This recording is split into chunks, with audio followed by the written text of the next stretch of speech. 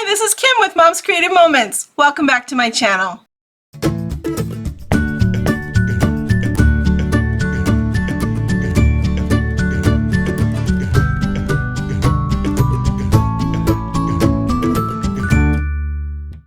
Today we are going to continue working in my Ireland album, and this is going to be part 2 of the Guinness experience. So hopefully you caught the last one, which was part 1. If you didn't, you might want to go back and check that out. I think it turned out pretty cool. This one is going to be fun. It's going to be a little bit different, and I hope you like it. Let's check out my workspace and we'll get started. Also, I just wanted to make sure that you're aware that if you're interested in either my Olympic themed layouts, I have 2 of those, or my Perfectly Patriotic Pack to Lovely layouts, I would love to get those to you. Please check out the information in the details of this video and let me know, and I will get you those, either the PDFs for the instructions or the kit to create them, whatever is going to be best for you. Here's a quick sneak peek. Whoop. There we go.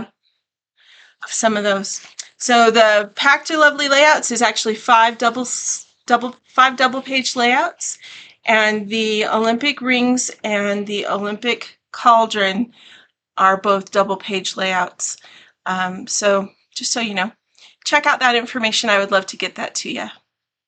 Alright, so this is my workspace for today, and you may recognize this top sheet right here. This is the right hand page of our last layout for Ireland, and this was the first layout in a series of what I think is going to end up being 3 double page layouts from our visit to the Guinness experience. And so this really talked about, we discussed a lot of, and learned about a lot of the process of what goes into creating Guinness, which I did not know most of this. I did learn quite a bit. I knew a couple of the things, but I don't know a lot about beer other than that it makes your clothes stink after it has set in them for a while. But we learned a lot. So let's proceed on to layout number 2 from Guinness, and that's what we're doing today. So I'm just going to set that page over there. Today's layout is going to be based on virtual crop from June, sketch number 1. And I am a little bit behind, but this wraps up June, so then we'll be on to July, and hopefully I can get a little bit more current with these soon, because I'm like a month behind on the virtual crop sketches, which makes me sad and a little frustrated. So we're going to get that done, and but today we're doing circles, lots and lots of circles, and so I thought it would be fitting to use this layout with the photos from today, because mainly we're talking about the bubbles that are in the beer and the casks that are made to store and age the beer. So we learned a lot about that too, and wow, is it amazing. I'll get to that more when we get to the pictures later, but let's go ahead and get the base, the pages created so that we can get to the pictures.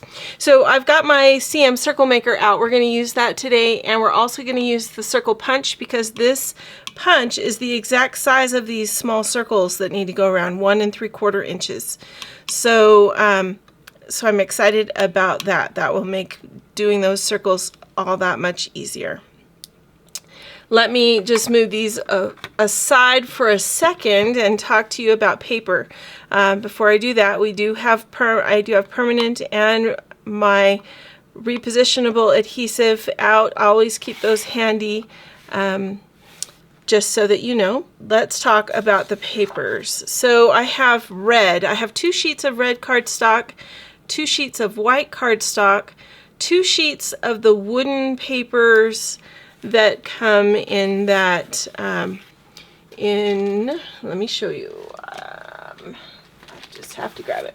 In the Brewery Bound paper pack that we got in that promo from 2022. So I'm using the lighter one. This one down here is the one that I'm using with today's layout. And it has pretzels on the back, but I feel like pretzels are, you know, I'm not a beer drinker, so what do I know, right? But I feel like pretzels apply more to if you were using this paper pack in a Croptoberfest or Oktoberfest type of environment. Having lived in Germany, I know pretzels are a big thing there. Not so much necessarily for Guinness pictures. So I'm not going to use the back side of this paper, but the wood is beautiful. So we're going to use the wooden side of this paper. And we're doing a 2-page spread because, you know, I have issues with creating 1-page spreads, especially in a trip album like this, because I often have more photos than I know what to do with.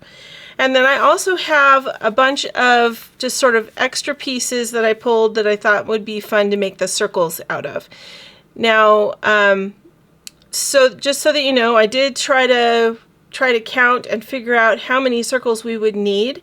Of these small circles, really you need 3 paper choices. So 3 paper choices, and of those 3 papers, you're going to cut 4 circles out of each one. And so I think what I will probably end up doing is doing these 3 papers and cutting 4 circles of each of these 3 papers. However, it might actually be better to use the darker wood and then just go with the plaid. I don't know. I can't decide. I'm horrible when it comes to stuff like that. But we'll get there eventually. Okay, so I'm just going to set those aside and work on the major components of this layout first. So we're going to start from the base and work our way up. We're going to create a frame to go around the outside. Then we're going to create the square that goes on top of the frame. Then we're going to concentrate on this large circle. And that's what we're going to use this paper for. So setting that aside really quick, let's go ahead and grab our trimmer. I'm going to set these wood pages aside. The white paper is going to be the base square, and that base square is going to be, and let me just check and see if they gave us a measurement on that because I didn't pay attention before, 11.5 by 11.5. So that means we need to take a 1/2 inch off of 2 sides of this to make it an 11.5 inch square. So I'm just going to stack these papers, that way I only have to cut it once. And I'm going to line this up at the very beginning of my grid on the right hand side. That's the 1/2 inch mark. So we're going to cut a 1/2 inch off the right hand side. And I'm just going to toss those up there. That's a good spot. Then I'm going to turn it just one turn, line it up again on the first part of that grid on the right hand side of my trimmer, or of my blade, and we're going to cut a 1/2 inch off there. Okay, so now we have white 11.5 inch squares. So this will go on top of the frame that will go on the bottom. The red is going to represent the frame that goes around the very outside edge. And to do the red, we're going to create a 1 inch frame to go around the outside. All right, so I'm going to line this up on the 1 inch mark on the right hand side of my cutting blade. Again, these papers are stacked so that I only have to cut once. I'm going to grab 2 of my little alligator clips that I keep up here. I want this to stop at the 1 inch mark, so I'm going to set my clips at, this one's going to be at 0, and this one down here is going to be at 12. And I do that so that my housing will stop, the blade will stop at the 1 inch mark, and I know that because I have a mark on the very center of the housing. Do you see that white line? right here. That white line indicates where my blade is touching the paper. It's 1 inch from this edge and 1 inch from the other edge. So that means that if I set my clip at 0, my blade will stop at the 1 inch mark. Can you see how it does that? Right there at the beginning of the grid is the 1 inch mark, and that's where my blade is stopping. And then when I slide it down here, it's stopping at 11 inches, which is what I want.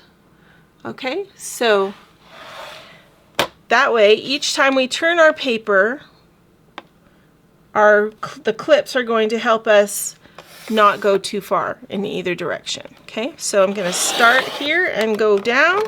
Then we're just going to turn it. You guys have seen this before if you've been watching my channel. We do this a lot, but newbies might not know, so that's why I'm explaining. Okay, so then we're going to just keep rotating it around, lining it up at the 1 inch mark. Keep rotating it until we get all 4 sides. All right, so like that. And then this center part, if we've done a good job of cutting all the way through, and it looks like I missed, my bottom paper is not completely separating. So give me a second here. I'm going to need to give it some reinforcement or clip it a little bit. So that one is clear. This one is clear. This one, it's kind of like I just didn't give it enough pressure. All right, so let's line this up again.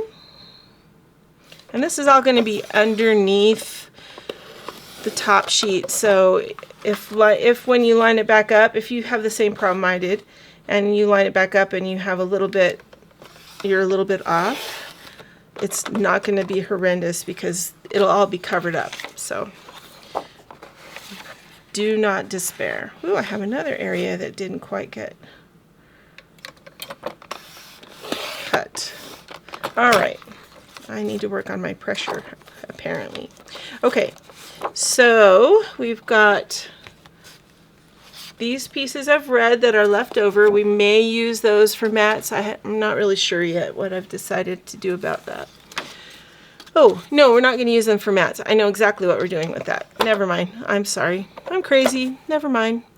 All right, so I'm just going to take my clips off of my trimmer and put them back up here on my post where I keep track of them.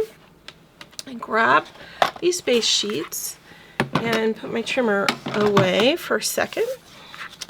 We're going to come back in here and go ahead and add the white sheets to the frames so that they are all together and one piece.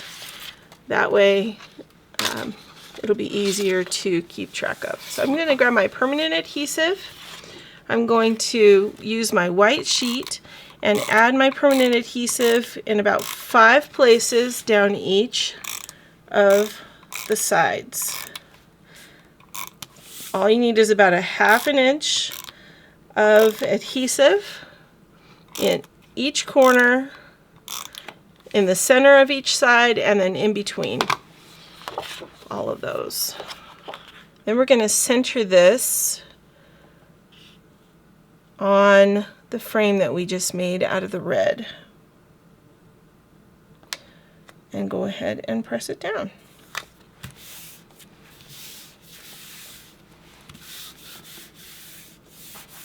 Okay, and you can see how that just turns out so nice. Okay, we're going to do the same thing with this other side.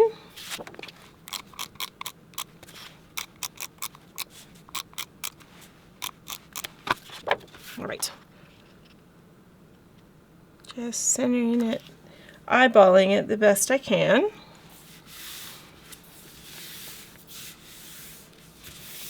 Okay, there we go. So those are going to be our base sheets. Now I'm going to bring these 2 red squares back down.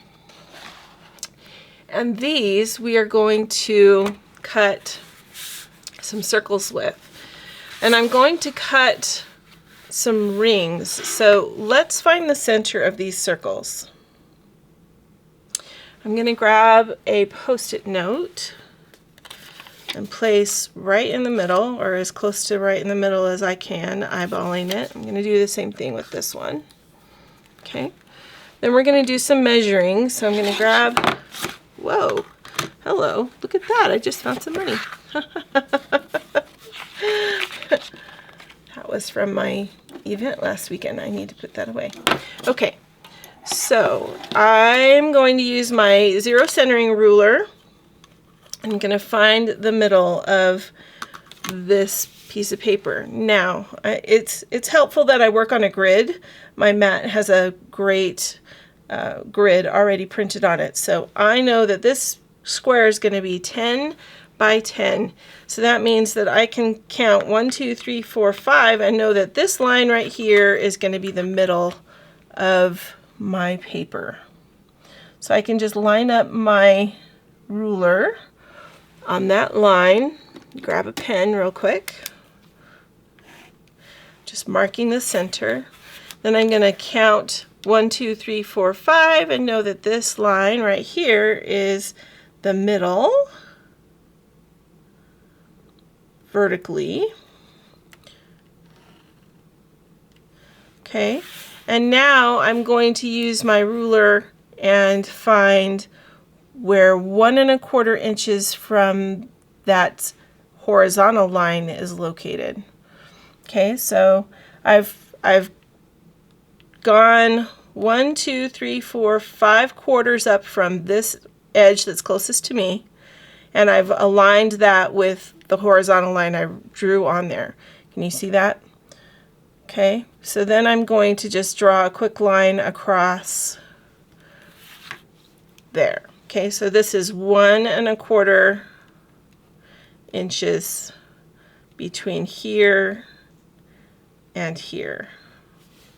And this is the center.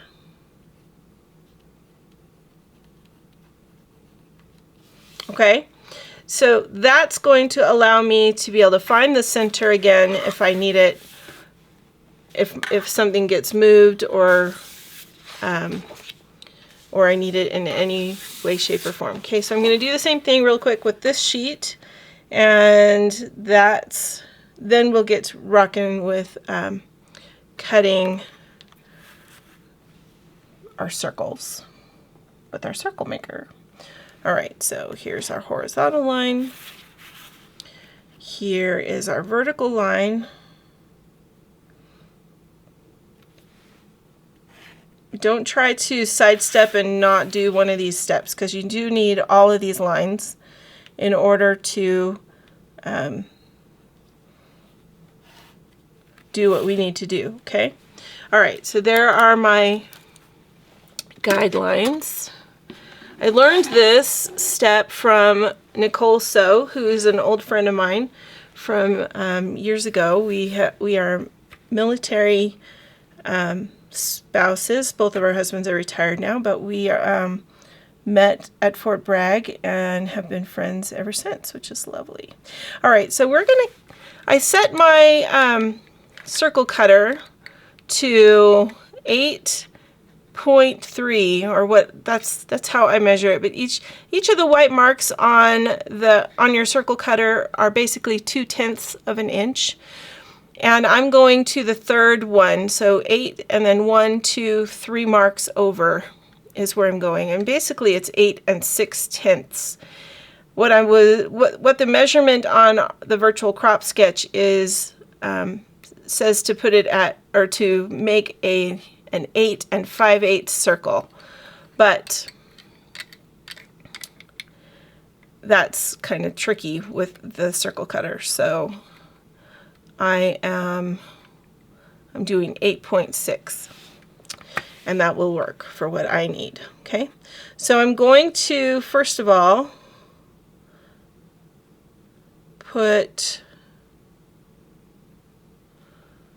I'm lining up the line on the bubble right here with the vertical line here, and the front edge of my trimmer with the edge we drew here at the 1 1/4 line. All right, so that's going to put my circle in the very center of this square. And that's important because the circle we're cutting is almost the same size as the square. See, it's a really large circle. You always want to make sure that you're cutting on a self-healing mat when you cut with this trimmer. Don't use it directly on a wooden surface because you'll be disappointed. Okay. All right. So I've got my first circle. Now I'm going to cut my second circle. And I think in the back of my mind I was thinking I was going to need to cut this circle like a thin line, but actually I think what I'm going to do is just put my wood paper on directly on top of this. But just in case, I'm going to leave these sticky notes there for the time being until we know for sure. Okay, so I'm going to set those aside. Then I'm going to grab this wood paper that we've got over here. And the wood paper we're going to use, we're going to cut a circle that is smaller. So we're going to do an 8-inch circle. This was 8, the red was 8 6/10, so 8 and then 3 marks beyond. But the wood we're only going to cut at an 8 so that we have a little bit of a red ring that's going to go around the wood. And I'm going to cut the circle for the wood from the center of these pages. The reason I'm going to do that, and honestly, I used to be of the mind that in order to conserve paper, I needed to figure out how to cut my circles as close to the edge as possible. And sometimes I do still do that, but if I want to use this wood paper for something else, I could use it as a frame for something if the circle is cut out of the center. So I can get use out of the rest of the paper if the circle is cut out of the center, because I can then cover the circle in the center with another piece of paper. So that's why I'm going to work on cutting this out of the center. So here is my 6-inch mark. That's where my pivot point needs to be, and I'm eyeballing this. I can hear my husband going, "No, don't do it." But I'm just going to eyeball it. It doesn't have to be exact. It just needs to be approximate. And so I want to, that's roughly 1.5 inches from that side. I'm going to swing this around and make sure that my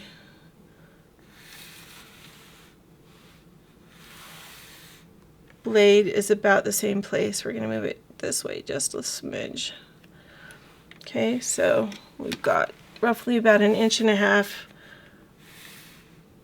inches-ish from each. Okay, so I'm just going to go ahead and cut my 8-inch circle from the middle of this paper so that I can use this paper on something else. Because I really like wood paper. I don't know about you, but I really think it's cool. Alright, so we're going to just set that wood paper to the side.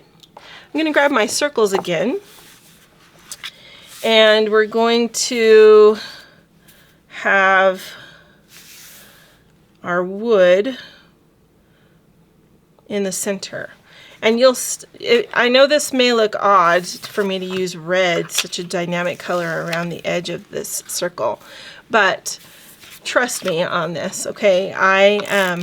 There's some photos you're going to see here in just a minute that will hopefully explain my thinking a little more clearly for you.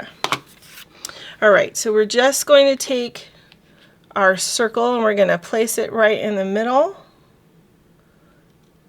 We maybe could have gone with a slightly more narrow red edge, but I think this will be just fine. So there's one. And this will be our second one. And I'm just adding adhesive about every 2 inches around the circle till I kind of come back to where I started.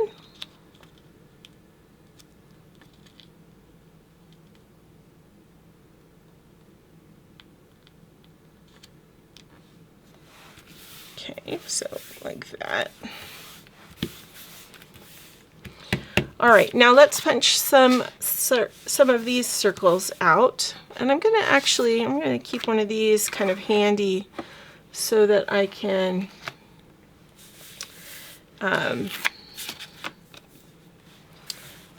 sort of get a feel for this. So we're going to use our circle punch, and I'm going to turn it upside down so that I can see how it's punching, and so that I can see the design in the paper that I'm punching, and so that I can try to include or get my designs as close, my circles as close together as I can. And I'm just going to kind of go up the side here of my paper. That way I can use this side as a strip if I want to later. All right, so there's 4 of that pattern. Let's go ahead and cut 4 of this wood pattern, which this wood paper came from a different pack, and I'm trying to remember which one it was from. If you remember which one it's from, maybe you could put that in the comments for me, because I honestly don't remember.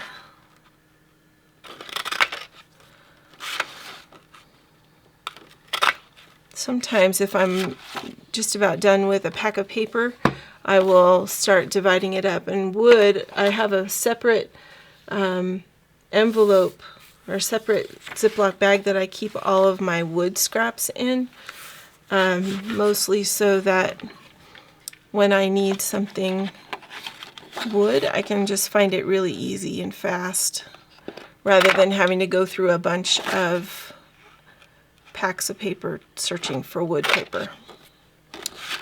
Okay, so this wood is a little, you can see it's a little darker than the wood we're using for the circle. All right, here we go. And I think we're going to go with that, but let's just play with it for a second here. So we're going to just create a pattern.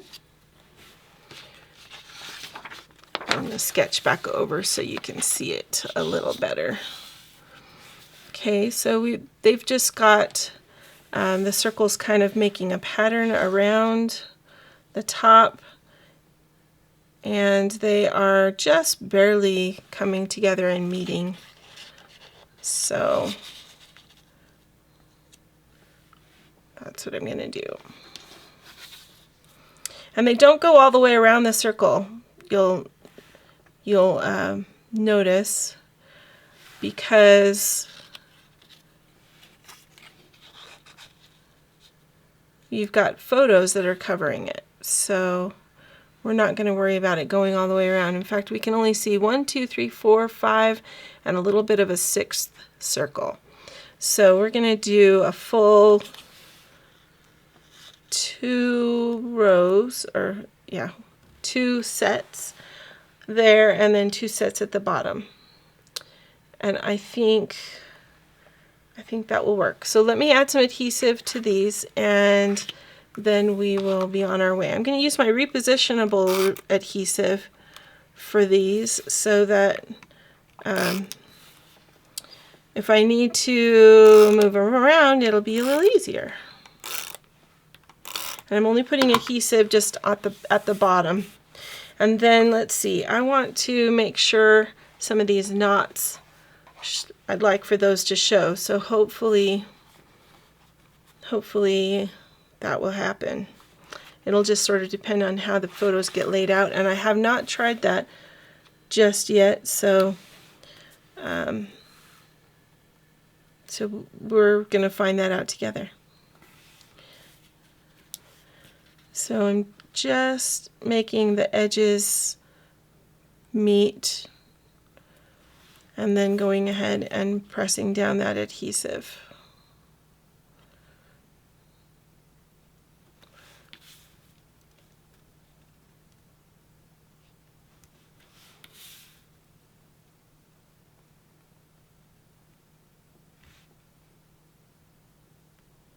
There we go. All right, so now I'm going to turn this around, and on the other side, going to go ahead and do the same thing with these last few.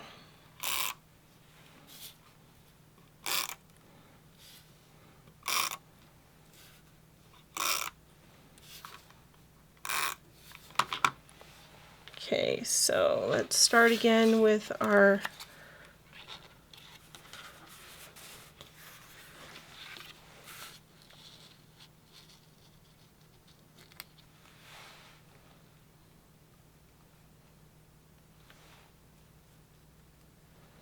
it's hard to tell where to start to get this so that it lines up kind of better, but let's see.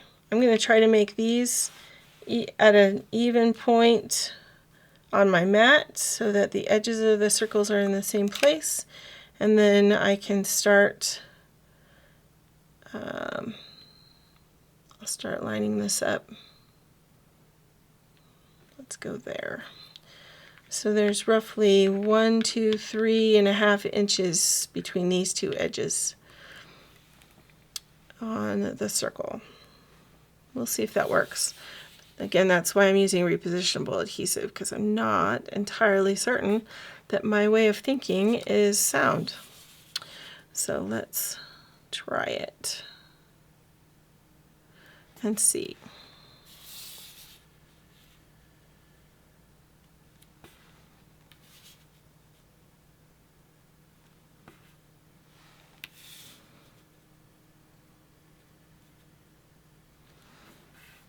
One, two, three. It's a little short. All right. Well, I think it'll still work out okay. All right. So we need four of each of 3 papers for each circle. So that means I get to go back and punch just a few more because my brain forgot I had another circle. So bear with me here. I'm going to punch a few more.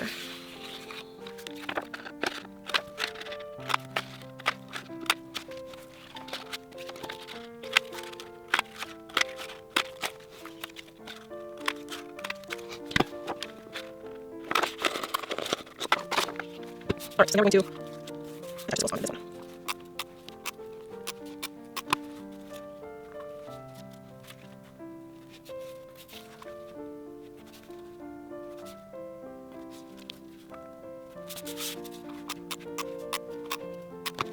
Okay, let's see if I did this one any better as far as lining it up goes. This one's going to start, let's start this at about 4 inches. Hopefully that will line up just a little bit better.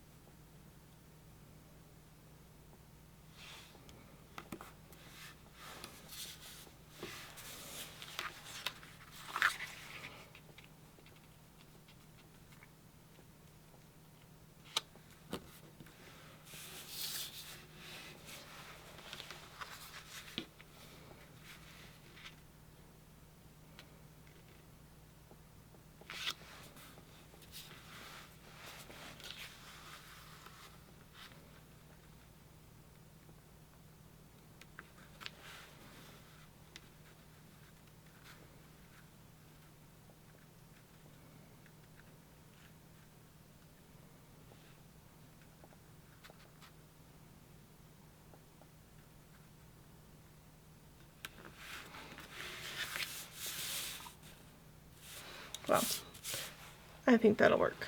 Okay, so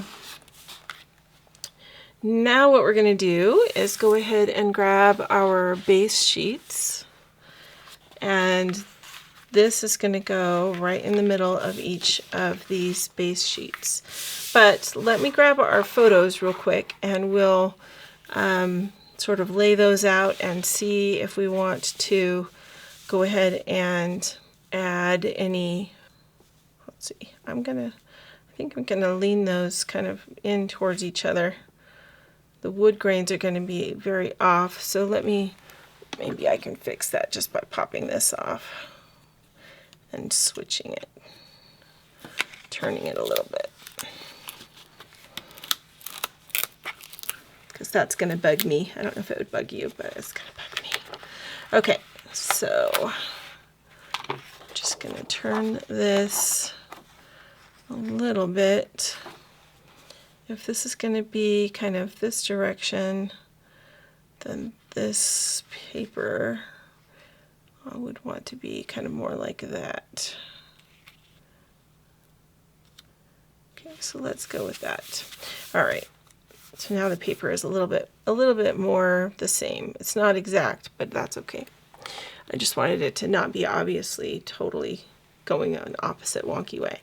All right, so this is my husband and my son, Michael, and they are in front of this representation of a processing portion of the creation of the Guinness. It says 300 million bubbles in every pint. I don't know how true that is, but it must be close or they wouldn't have put it on there. And you can see the blue lights inside there. My husband and son went and took a picture in front of that, which was kind of cool. So that is one of the photos that we're going to use. And then this one I want to be close by, obviously, because they go together. Then I have this cute one of my daughter, who somehow got ahead of us in all the going through, and so she just decided to take a break and have a seat right there. And then, let's see, I think I'm going to move this over just a smidge. And this one's going to go right here. Now, so you can see how these casks have a red end to them. So that's what I was going for with adding that red in. And I think what I may do is go ahead and matte all of these photos so that they stand out a bit better. So we also have this picture of more of the casks that are in this area of the process of what we saw. And then this, which is kind of cool, says the hammering, shouting, steaming, firing, and branding combined with the unmistakable smell of hot, wet oak hit you with an unexpected force. And then this says, if you thought cask making was a gentle craft, think again. The Guinness cooperage was a commercial timber yard, smithy, carpentry shop, and metal foundry all rolled into one. And they have these videos. I know it's a little bit hard to see, but in this picture you can see how there's kind of a square in several of these circles. Those were actually video monitors, and so we could stand there and watch movies that had been made of the coopers as they were making the casks to hold the Guinness, the beer, which is kind of cool. Okay, so how are we going to lay these out? I think I'm going to put these together, but kind of more over this way. And then this one says Gans Mill 1906. I'm not sure what this was used for, but it looks like it's some kind of a grinding mill of some kind. And the print, though it would have been nice if we could read it, the print is too small for me to read right here, so I'm really not sure exactly what was going on. But this right here talks about how they would get the Guinness to market, and they talk about how they used the Grand Canal. It says up to the 1960s, Guinness casks were transported around the country by canal barge It could take up to 10 days to travel by barge along the Grand Canal from the St. James Gate Brewery to Limerick, a distance of 200, I think it's 200 kilometers, or 128 miles. 10 days to go 128 miles. Kind of brings it into perspective, right?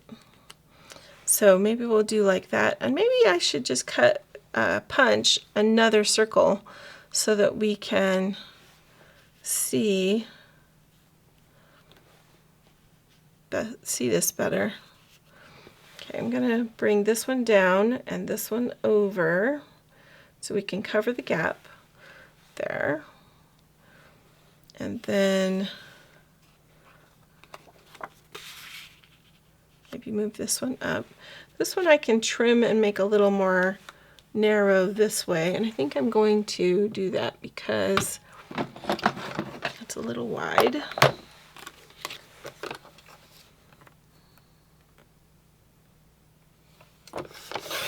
So just taking another 1/2 inch off of that, and I think that will help. And then I think I'm going to add,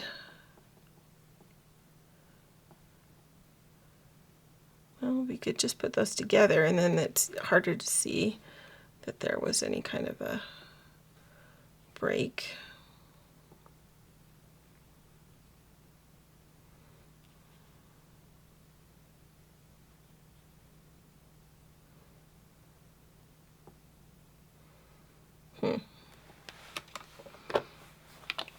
All right, well, in the meantime, let's go ahead and cut some mats for these photos. Okay, so I'm going to use the same red so that all the reds match. And we are going to just make some quick mats for these. So let's measure. I think most of these are 3.5 inches. So we'll do 3 3¾ inches wide. Let's do a couple that are 3¾ inches wide and see how many photos we can accommodate with that. And then we'll cut some more. Okay, so this one.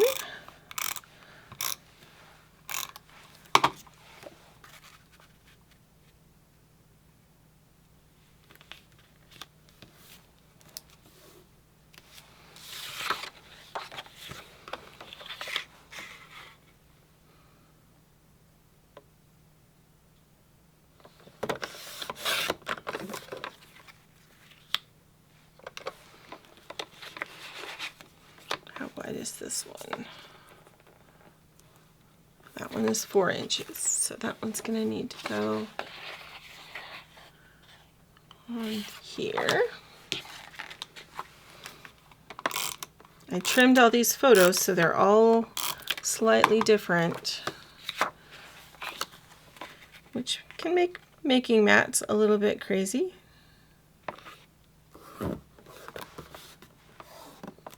Not out of the question, just a little bit crazy.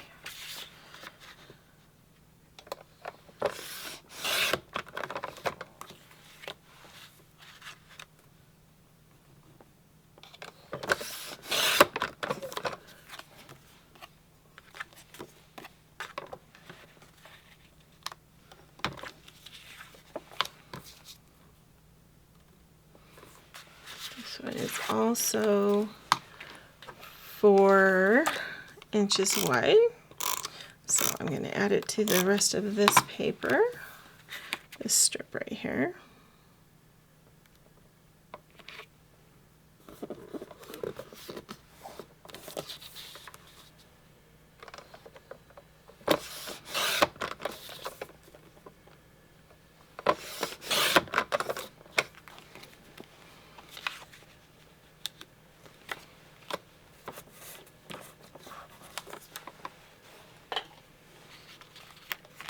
This one, though, is thinner. This is a 3-inch.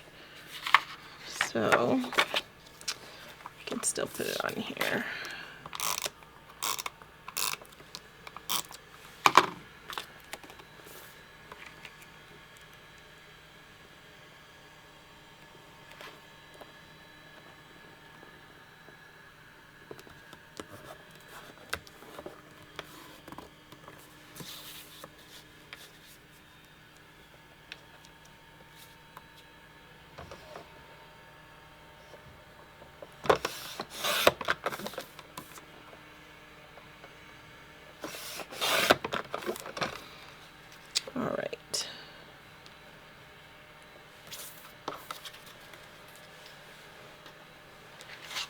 And then this side,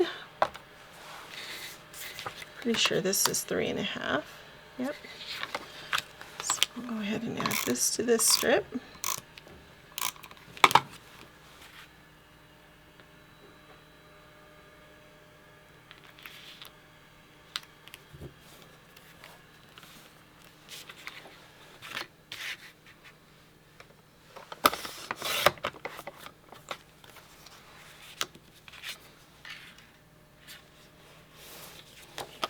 Another one that is 3.5. This one will work.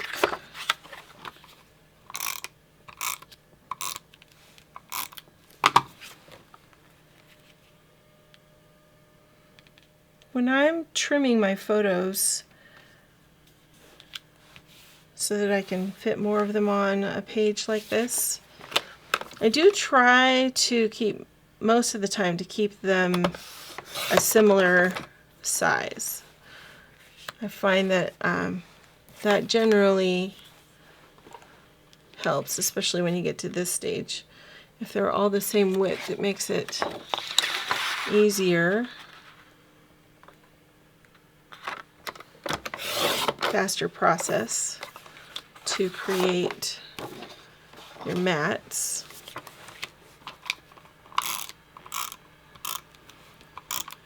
Especially if you think you're going to want to mat them all.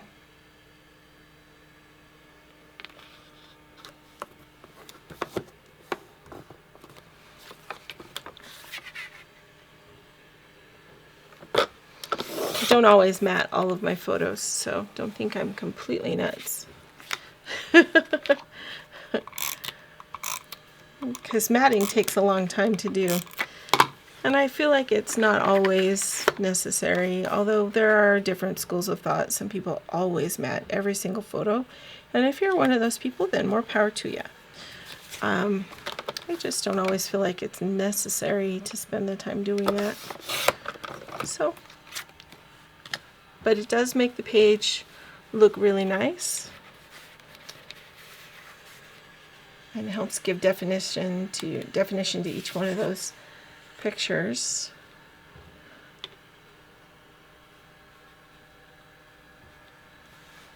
Alright, so one more we need. Let's see what the measurement is on this one. This one's a 3-inch. So let's cut a 3¼ inch strip from this side that's already got a chunk out of it.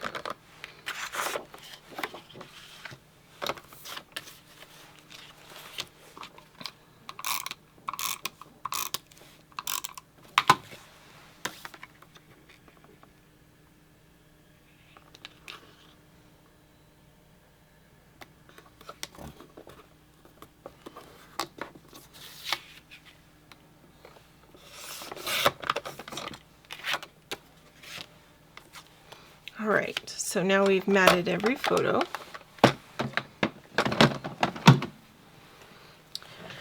And now we just need to kind of make some room for a title.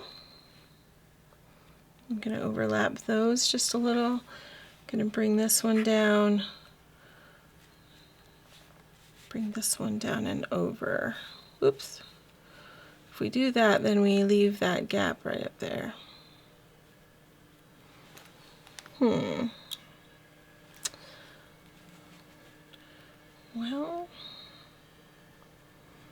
I could just sort of do like that, and then I can put a title right here.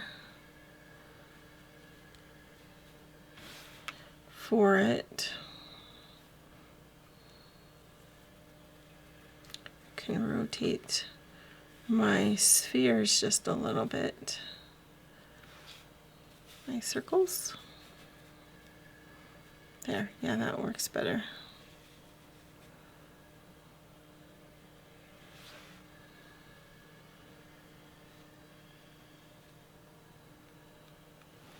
Okay, let's go ahead and put these down.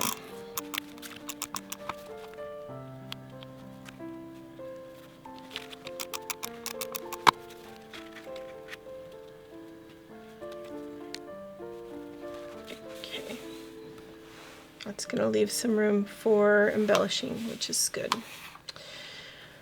And then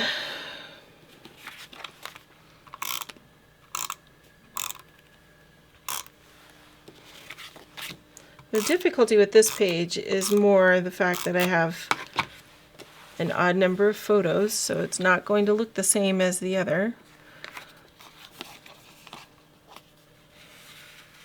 And I'm just not super pleased with the way that it's lining up.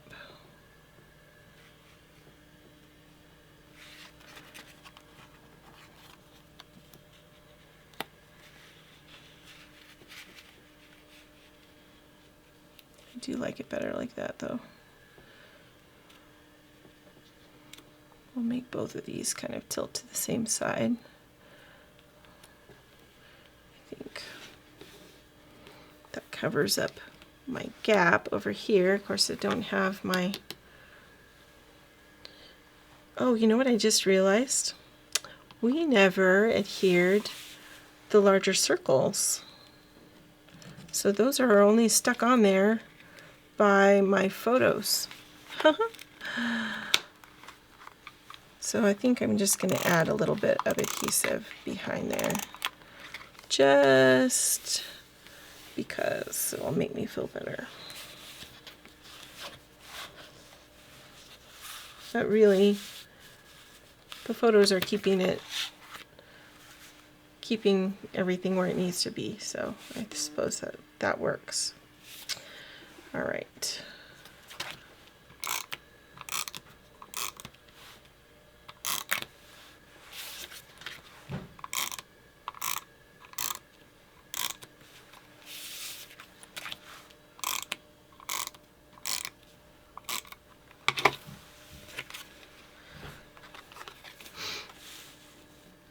And I want this one to be kind of near this because it's going to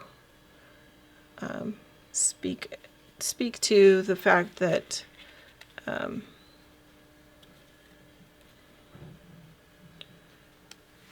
these barrels are the same. So I just want them to kind of be in the same general neighborhood. Sorry, I'm kind of speaking in riddles today. I apologize. All right, so I'm just going to cover that up.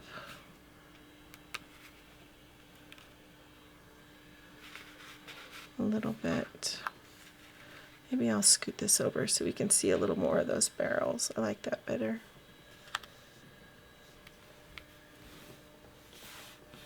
Like that.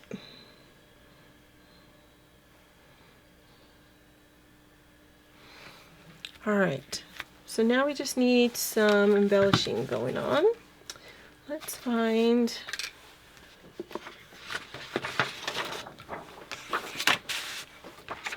stickers.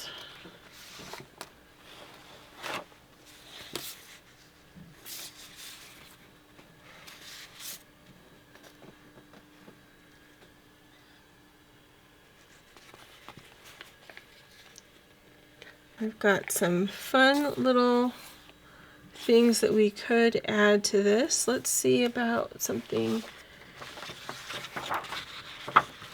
in here.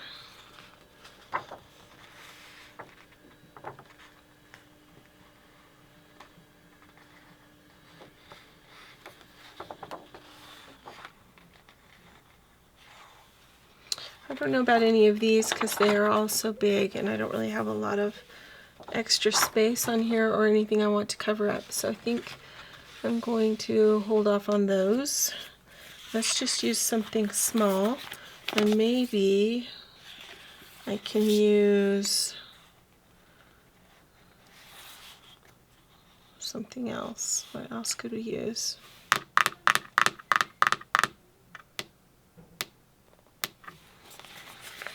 I think these jugs are interesting. I could use that as kind of a base for some other things. Maybe we could use the bottles and cheers.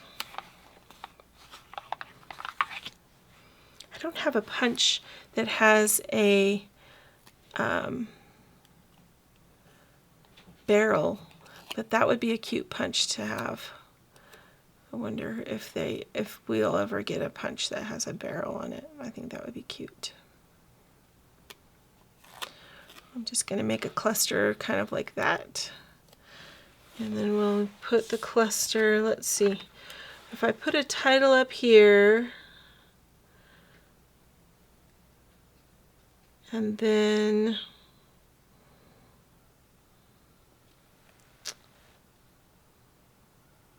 I would want probably something in here and something. It's not really clear to me. It's not coming clear to me today. Okay, let's see. We have, if I move this picture up just a little bit, then I can put an embellishment down here. So let's do that. Just slide that up just a little. Then we can add an embellishment in here.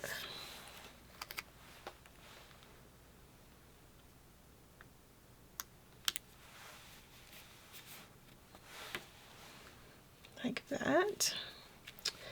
And then let's see.